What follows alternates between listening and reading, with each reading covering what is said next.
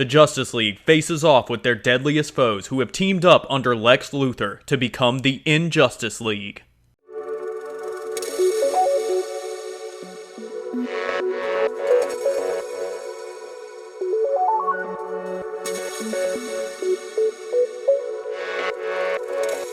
What's up guys, Roman from RNS Entertainment here, and welcome to another installment of Comic History, the weekly video series where I retell and explain epic storylines, origins, and events in the world of comics. In this video, we're going to be going into the third volume of the 2006 Justice League of America series, which was initially written by Brad Meltzer of Identity Crisis, and then joined by Jeff Johns in Volume 2. But by this storyline had been taken over by the co-creator of Static Shock and co-founder of the Milestone Comics universe where Static and other awesome characters existed before being brought into the main DC universe, Dwayne McDuffie. McDuffie also wrote, produced, and was editor on the Justice League and Justice League Unlimited animated series, which is 100% apparent in his Justice League comics, as many of the characters have the same voice and attitude from that iconic series. I've done an episode on comic history on the origin of Static Shock from the comics, so if you're interested in learning more about that character, I highly recommend you check that episode out. So JLA vs. the Injustice League takes place in issues 13 through 15 of the 2006 Justice League of America ongoing series, which was right around the time of Identity Crisis, one of DC's many crises that retconned in the fact that the Justice League had been mind-wiping villains and even members of their own team for years in order to protect serious or dangerous information from getting out. This mainly plays into this story with the inclusion of Dr. Light, who was a minor D-list Teen Titans villain until Identity Crisis retconned him into a serious threat who had been mind-wiped into a moron by the League after he raped Justice League Auxiliary member Sue Dibney. Our story begins with Batman fighting his way free of a straitjacket that he was put in by the Joker, dislocating both of his shoulders in the process but tolerating the pain and reaching his tools to get free. Creeping out into the facility he's held in, Batman notices that the guards, Dr. Light and the Shadow Thief, are careless enough for him to slip past undetected, though he reasons that he'll only have enough time to free one of his fellow Justice Leaguers before he's discovered. And if it had to be only one, it was Wonder Woman, who Batman considers the greatest melee fighter on Earth. Throwing a batarang at the control panel for her restraints, Batman watches as Lex Luthor in his power suit grabs it out of midair, surrounded by Batman's other captors, the Joker, Gorilla Grodd, Cheetah, and Dr. Light, who have taken to calling themselves the Injustice League. Back at the Hall of Justice, the remaining members of the Justice League discuss what they know about the situation thus far. That several hours ago, Wonder Woman and Hawkgirl had went to visit Firestorm, who had been hospitalized after being jumped by Luthor, the Joker, Cheetah, and Killer Frost. Wonder Woman and Hawkgirl were ambushed immediately when they arrived, with Dr. Light, Killer Frost, and Cheetah capturing Wonder Woman while allowing Hawkgirl to escape to tell the League of what had happened. Around the time of Wonder Woman's capture, Batman and Roy Harper, who is currently Red Arrow and a member of the Justice League, went to investigate the crime scene where Firestorm was attacked, and had been out of contact with the League for over 3 hours, which Superman says is like Batman, but not like Roy.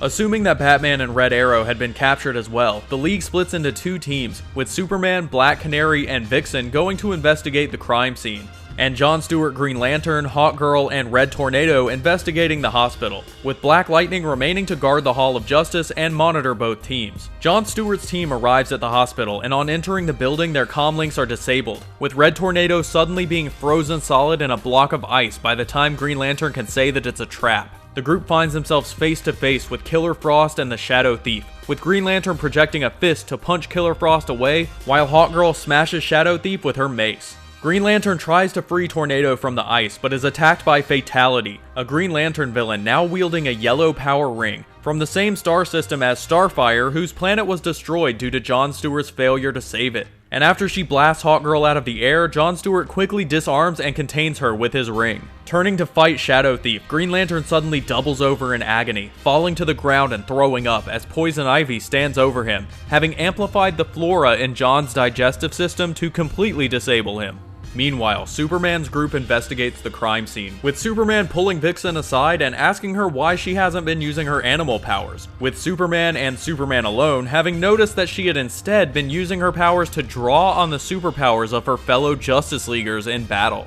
Vixen reveals that she had lost her ability to tap into the morphogenic field, later known as the Red, and Superman says that he had brought her on this team to allow her to siphon some of his powers, though he does urge her to start being honest with her other teammates. Black Canary, who had split off to search the building, returns to find that their comlinks have been cut as well, and together Superman and Vixen use his powers to detect other people in the room with them. Suddenly, Dr. Light drops an illusion he had been using to hide himself, Cheetah, and Gorilla Grodd from the heroes, and seeing Light, Black Canary flies into a rage, beating the shit out of him while yelling about how he raped Sue Dibney, though Gorilla Grodd lifts her into the air before she can finish him off. Vixen leaps forward with Superman's strength and punches Grodd, knocking him out cold while Black Canary kicks Dr. Light in the face.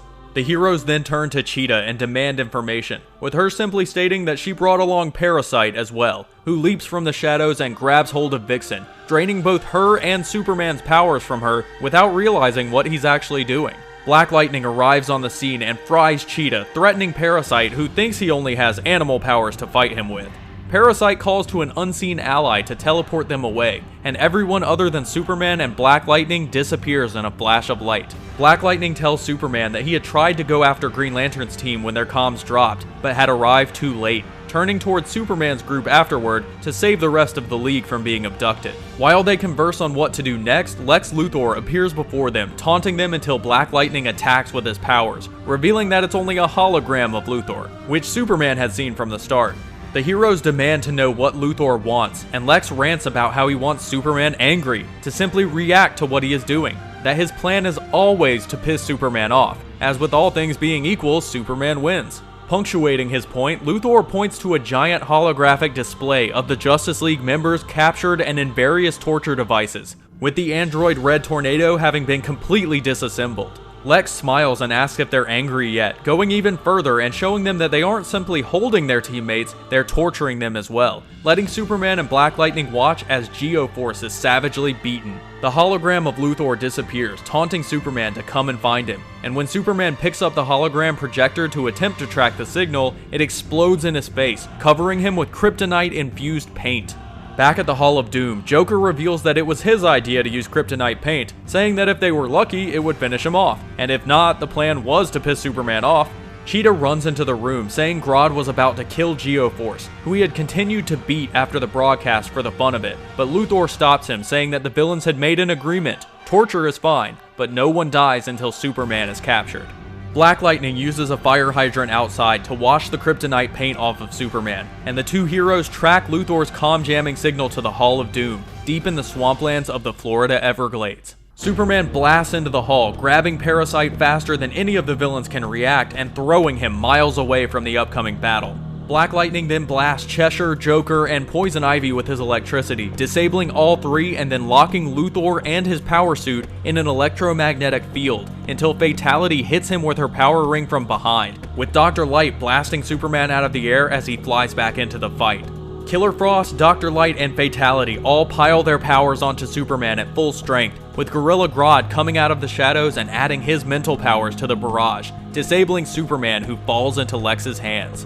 Luthor brandishes a kryptonite knife, preparing to kill Superman once and for all, but the knife begins to transmute and change in his hands, becoming a plastic toy knife instead, with Firestorm, who had partially recovered from his injuries, entering the fray. Luthor congratulates Firestorm for buying Superman a few more seconds of life, while forfeiting his own, being backed by his entire force of villains, including all of the ones we've seen so far, minus Parasite, who got thrown the fuck across the earth, and others like Deathstroke, Mr. Freeze, and Giganta. Firestorm says that yeah, normally this would be bad, but that before he snuck in, he had slipped Batman a ballpoint pen, which was all he needed to get free from his straitjacket and chains, and free all of the Justice League, who all leap into battle and begin scattering the villains. Some of the Injustice League, like Cheshire, slip away from the battle immediately, with Cheetah attempting to use the still unconscious Black Lightning as a human shield to escape, though Lightning wakes up right as she's threatening to slit his throat and blasts her with electricity. Black Canary, who had taken down the Shadow Thief, is confronted by Giganta, with Dinah dodging her punch, grabbing her thumb with all of her weight and breaking it, and then blasting her in the face with her canary cry, telling the unconscious giant that if she was going to wear a dress into battle, she should really wear underwear.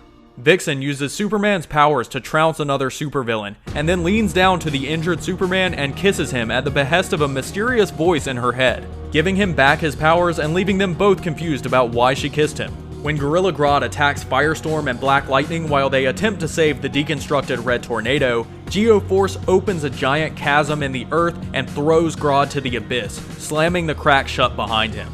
Cheetah grabs Dr. Light and says that they need to escape, but then turns on him and tries to kill him because she had hated working alongside a known rapist. Cheetah is then taken out by Firestorm, and Hal Jordan shows up as well, having responded to the League's distress calls from the other side of the galaxy. Superman calls Lex out, saying that if he wanted him, he has him, and together John Stewart and Hal Jordan use their Green Lantern rings to break Luthor's kryptonite gauntlets. Superman flies forward and destroys the rest of Lex's power armor, telling the seemingly defeated villain that he doesn't buy that this was Luthor's plan, and Lex simply smiles up at him and says, "Was?" With the villains who stayed and fought defeated, the Justice League tries to decide what to do with all of them, when Amanda Waller shows up backed by Task Force X, aka the Suicide Squad, revealing arrest warrants for each of the villains present, scolding the League for letting the other villains escape and leaving with the Injustice League in handcuffs. The story ends with Batman saying that he wanted Firestorm to join the Justice League, and that it wasn't a request. Someone with that much power was too dangerous to be left unsupervised. With Batman's word good enough for everyone involved, Firestorm joins the Justice League for the foreseeable future.